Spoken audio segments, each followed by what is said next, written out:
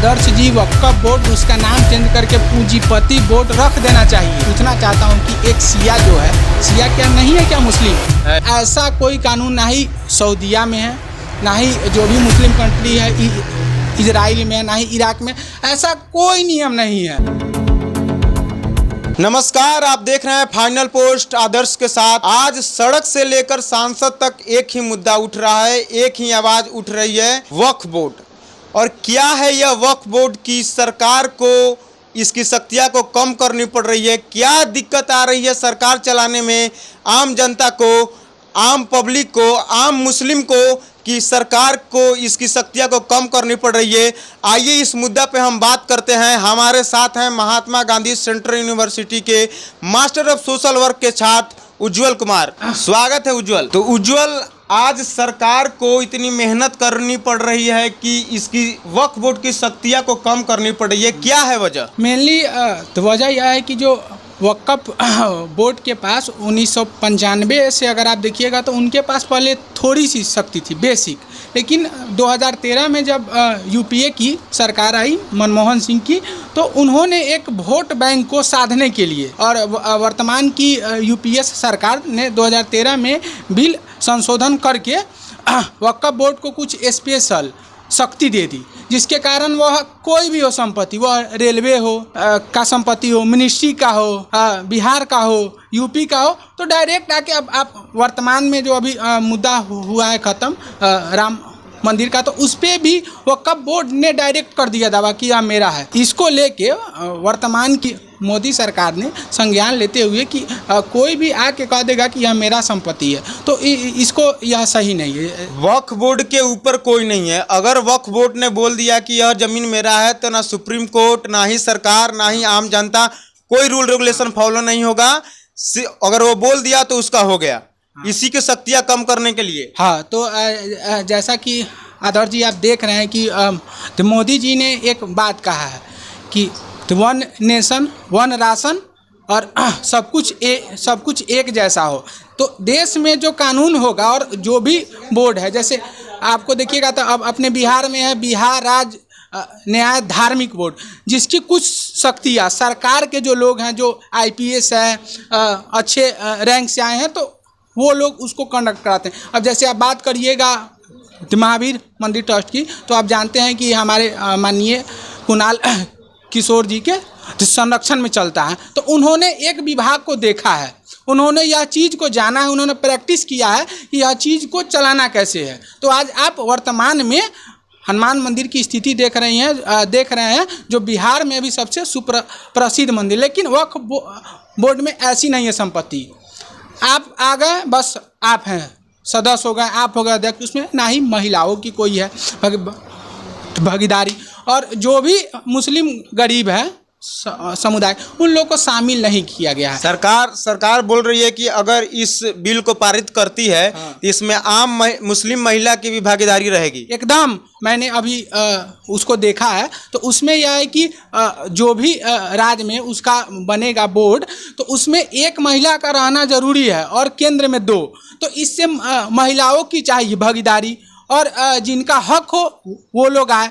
यह सिर्फ वर्तमान की जो थी वक्फ बोर्ड जो 2013 में संशोधन के बाद आई थी, वो सिर्फ पूंजीपतियों को ढो रही। वक्फ बोर्ड बना था कि मुस्लिम के लिए सहायता हो, मुस्लिम के लिए हेल्प हो, मगर वो आम मुस्लिम को ना मिल के किसी पूंजीपतियों को मिलता था। अच्छा, तो मैं आदर्श जी आपसे पूछना चाहता हूँ कि एक शिया जो है, शिया क्या नहीं है क्या मुस्लिम है? आप बताइए। तो फिर उन्होंने वक्फ बोर्ड ने हमारे शिया भाइयों को क्यों नहीं किया शामिल? मैं आपसे यह बात पूछना चाहता हूँ, और वक्फ बोर्ड के जितने भी पदाधिकारी हैं, मैं उनसे पूछना चाहता हूँ कि उन्होंने शिया मुस्लिम को क्यों नहीं किया शामिल? वक्फ बोर्ड बना ही था कि मुस्लिम के लिए हेल्प होगा, कि अगर जो गरीब मुस्लिम है, निचले तबके के लोग हैं, उनके लिए हेल्प होगा। मगर ये अब पूंजीपतियों का हो गया है।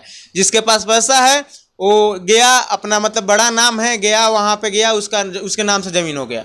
आदर्श जी वक्फ बोर्ड उसका नाम चेंज करके पूंजीपति बोर्ड रख देना चाहिए, और एक तरह से किसी का संपत्ति हड़पने वाला बोर्ड उसको रख देना चाहिए। और उसमें यह नहीं है कि वक्फ बोर्ड में सिर्फ जो हिंदू है उन्हीं का संपत्ति का हुआ है दावा। अगर आप डाटा को उठा के देखिए तो जो 50% जो मुस्लिम गरीब है, अब जो मुस्लिम गरीब है जिनके भाई मर गए हैं, जिनका कोई देखने वाला नहीं है, वक्फ बोर्ड ऐसे डायरेक्ट जाके कह दिया, दावा किया वक्फ बोर्ड की संपत्ति। अब जो महिला गरीब है जिसके घर में कोई मर गया है तो वह पैसा कहाँ से लाएगा लड़ने के लिए केस? और वक्फ बोर्ड के पास तो अपना है वकील, उनके पास तो पैसे की कमी नहीं पैसे की कमी नहीं, वो लोग पूंजीपति है। लेकिन जो एक बिहार का मुस्लिम गरीब वर्ग है वो वकील का फीस कहाँ से लाएगा, आप बताइए। भारत में तीसरी ऐसी सबसे बड़ी संस्था है जिसके पास सबसे ज्यादा जमीन है।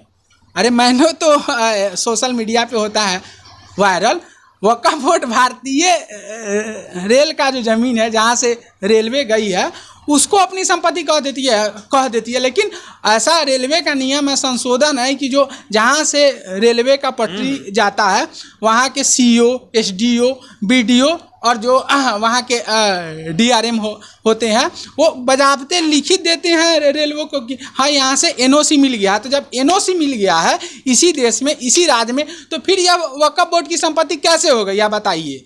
जिस विभाग से एनओसी मिल गया, नो ऑब्जेक्शन सर्टिफिकेट, कि नहीं आप यहाँ पे काम कर सकते हैं, तो फिर यह संपत्ति पे आप दावा कैसे कर? इसका मतलब यह है कि वक्फ बोर्ड अपने आप को यह देश के कानून से बता रही है आगे। और आपको यह मैं बता दूं कि ऐसा कोई कानून नहीं, संविधान से ऊपर बता रही है, संविधान से ऊपर बता रही है, और सिर्फ संविधान के नाम पे ढकोसला कर। और मैं आपको बता दूं कि ऐसा कोई कानून ना ही सऊदीया में है, ना ही जो भी मुस्लिम कंट्री है इजराइल में, ना ही इराक में, ऐसा कोई नियम नहीं है। सिर्फ भारत में वर्तमान में जो 2013 में एनडीए की सरकार थी, मनमोहन सिंह, उन्होंने सिर्फ अपना वोट बैंक एक वर्ग को साधने के लिए किया था। जैसे कि अभी वर्तमान में जो विपक्ष की सरकार है वो कहती है कि मोदी जी अंबानी को ढो रहे हैं, अडानी को ढो, वैसे ही आप समझिए यह सत्ता का खेल शुरू से चला है कि सभी का एक गॉड फादर हुआ है। तो ऐसे आप समझ सकते हैं कि 2013 में मनमोहन सिंह के गॉड फादर थे वक्फ बोर्ड के पदाधिकारी लोग। उज्जवल, आपको मैं बता दूं कि सिर्फ भारत में ही वक्फ बोर्ड नहीं है, पूरे देश में, मतलब जितनी मुस्लिम कंट्री है सब जगह वक्फ बोर्ड है। और सऊदी, ओमान, ये सब मुस्लिम कंट्री ही है। पर जितना शक्तियाँ भारत में वक्फ बोर्ड को मिली है वहाँ पर भी नहीं मिली है। तो अगर मोदी जी इस देश में अगर एक देश एक कानून का बात करते हैं तो वही एक हिंदू समाज है जिसका बोर्ड बनता है, तो उसमें वहाँ के आईएएस आईपीएस रहेंगे क्यों? और जो मुस्लिम बनेगा वक्फ बोर्ड वहाँ सिर्फ उनके लोग रहेंगे क्यों? वहाँ भी चाहिए आईएएस आईपीएस जो अपना काम ईमानदारी से देख सके। जैसे आप देखिएगा, अभी मैंने आपको चर्चा किया कि आचार्य कुणाल किशोर जी जैसे लोग जो हिंदू समाज से ही थे, तो वैसे ही हमारे पास भी तो है। वर्तमान में अभी जो गृह हैं हमारे सचिव आमिर सुहानी जी, उनको किया जाए वक्फ बोर्ड का अध्यक्ष, उनको किया जाए। उन्होंने बिहार को जब से नीतीश कुमार के वह सबसे फेवरेट आईपीएस रहे हैं। आप देखते होंगे जब से नीतीश कुमार सरकार में आया तब से उनका ना ही ट्रांसफ़र हुआ है, वो हमेशा गृह विभाग के सचिव रहे। तो वैसे ऑफिसर को वहाँ ज़रूरत है। मतलब कि वक्फ बोर्ड में मुस्लिम ही प्रेसिडेंट क्यों रहेंगे? हाँ, हिंदू प्रेसिडेंट भी हो सकते हैं। हाँ, नहीं तब जाके ट्रांसपेरेंसी से काम हो सकती है। प्रेसिडेंट मुस्लिम ही रहे लेकिन सरकार के पास उसका डाटा हो ना। हाँ। यह भारत है ना, यहाँ पे लोक तंत्र है, यहाँ पे सभी को जानने का अधिकार है। जैसे अभी मैं आपको वर्तमान में अगर आपको जांच करना हो तो आप एक राइट टू इन्फॉर्मेशन से सूचना के अधिकार से आप महावीर मंदिर से आप उसका मांगिए ब्यौरा। कुणाल किशोर के चाहे जो उनकी टीम है आपको दे देगी। लेकिन वक्फ बोर्ड के पास आप कहाँ जाइएगा? आपको मालूम है, आपको मालूम था इससे पहले? आज मुद्दा उठा, लेकिन जो अभी वर्तमान की सरकार है वो मोदी सरकार, वो शुरू से एकदम निडर होके बेखौफ होके फैसला लेने के लिए जानती है, भले वह जीते या फिर ना जीते। लेकिन वो लोग बोल रहे हैं कि अगर यह बिल पारित होती है तो दंगा होगा, हल्ला होगा, क्या बोलते हैं, धरना करेंगे, कुछ नहीं होगा। आदर्श जी आपने देखा होगा कि धारा 370 भी हो गया पास। उस टाइम ही लोग बोल रहे थे कि धरना होगा, गोली चलेगी, खून बहेगा। आदर्श जी आपने देखा होगा कि 3 तलाक भी हो गया पास। और मोदी सरकार शुरू से एक अनोखा फैसला लेने के लिए देश में जानी जाती है और वह लेके लागू होगा और यह जरूरी भी है। एक समाज के नाते देखिए कि किसी भी गरीब का हो हक, वह चाहे हिंदू हो, मुस्लिम हो, सिख हो, ईसाई हो, भारतीय हो, किसी के संपत्ति को, जैसे कोई हिंदू ही है तो उसके संपत्ति को यहाँ का जो धार्मिक न्यास बोर्ड है कैसे कह देगा कि है मेरा। तो आप कहते हैं कि इसमें संशोधन होना चाहिए। एकदम। क्योंकि अगर वक्फ बोर्ड आके बोल दी कि ये जमीन मेरा है तो बिना जांच पड़ताल सत्यापन के आपको कैसे दिया जा सकता है? हाँ, क्या इसका एक अलग से विभाग बना। जैसा मैंने आपको बताया कि बिहार राज्य धार्मिक न्यास बोर्ड है, जिसके अभी हैं अध्यक्ष अखिलेश्वर जैन जी, जो भी एक अच्छे माने IPS अधिकारी रह चुके हैं। वैसे ही IAS IPS का इसमें सहभागी हो, महिला है और कुछ सभी वर्ग के लोग हो। हाँ, सभी वर्ग के नहीं भी हो लो, एक या हम लोग बात कर रहे हैं कि एक ही वर्ग के लोग हों लेकिन पढ़े लिखे हो और जिन्होंने इस फील्ड में काम किया हो।